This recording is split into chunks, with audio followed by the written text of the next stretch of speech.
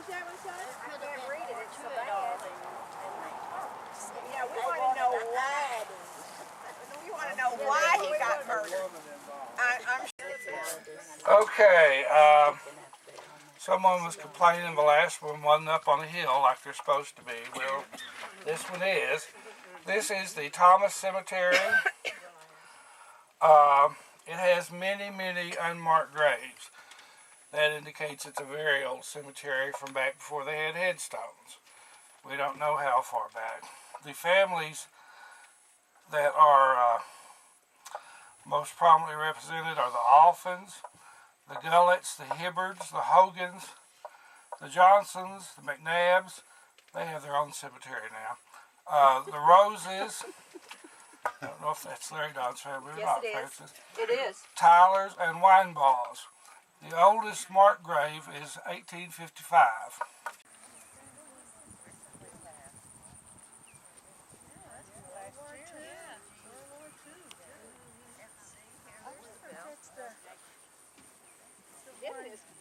This little baby lived one day.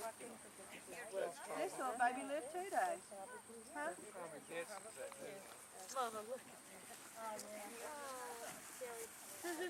I like this one. Yeah. Ain't it pretty?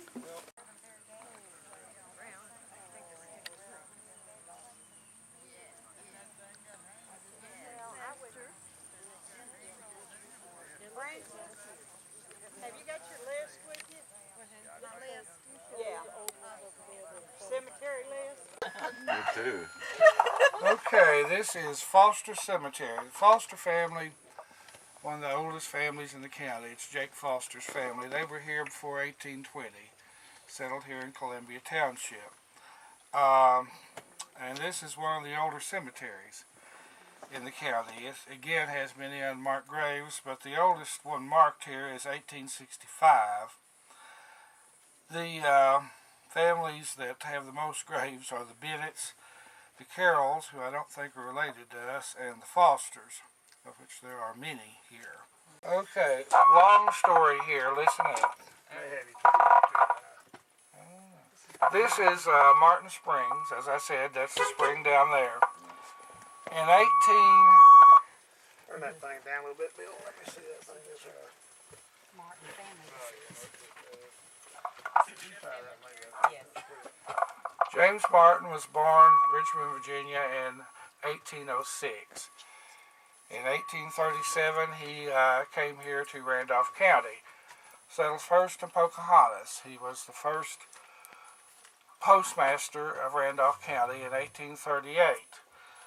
In 1842, he was elected as the second county judge of Randolph County. First county judge was Peyton Pittman of Pittman's Ferry. He was elected again as county judge in 1850.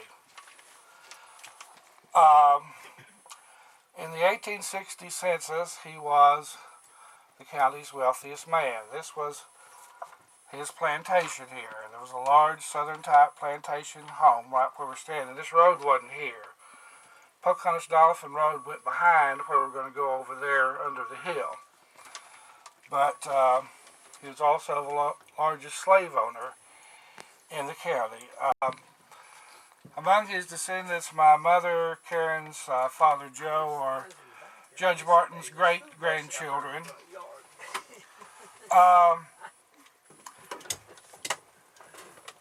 In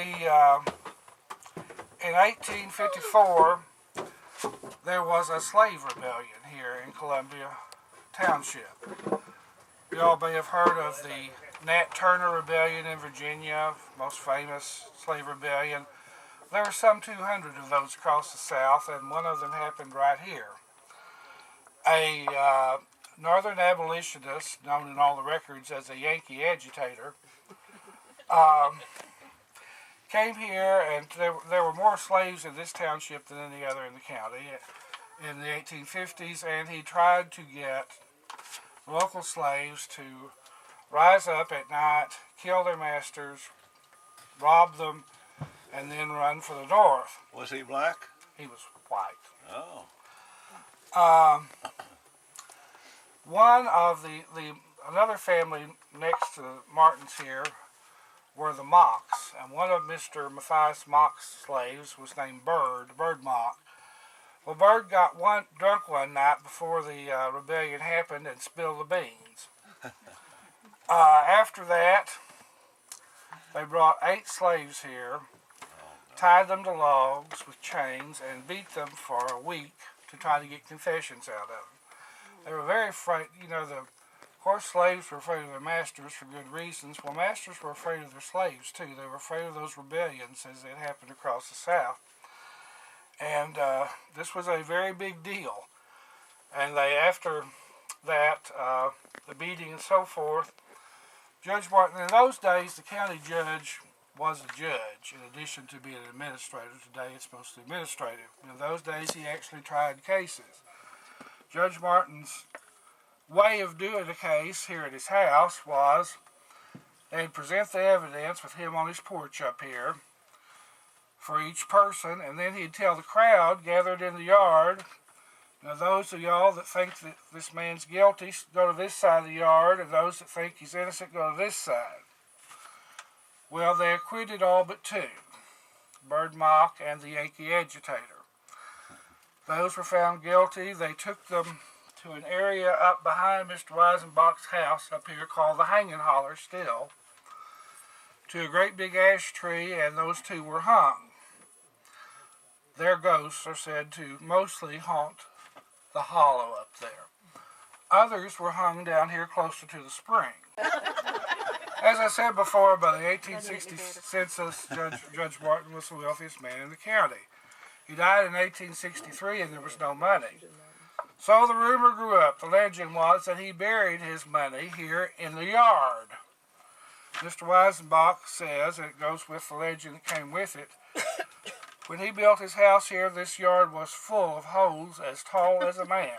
Treasure hunters dug here for years, and they never found any treasure, if there is any. Well, let's come out and dig.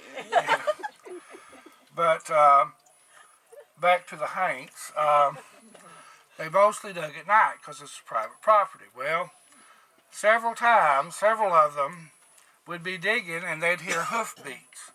And suddenly they would see, they said, the apparition of old Judge Martin on his black stallion charging them, and they'd run off. That's another of the ghosts. Another one here on the house. After 1862, the Confederate forces left Randolph County. Randolph County was pillaged for the next 2 years by groups of Yankee bushwhackers from Missouri. Quantrell was one of them, most famous raider. Groups of up to 300 would come through and steal everything and kill anyone they saw, whatever they wanted to do.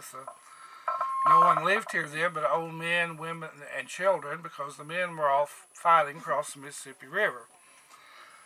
Well, one day, Henry Wyeth, who was Judge Martin's brother-in-law, had been blind since birth. He was a young man, sitting out on the veranda, heard people ride up. He couldn't tell who it was, being blind. So he stood up, and they shot him where he stood there and killed him right here on the porch. His ghost is said to be here as well.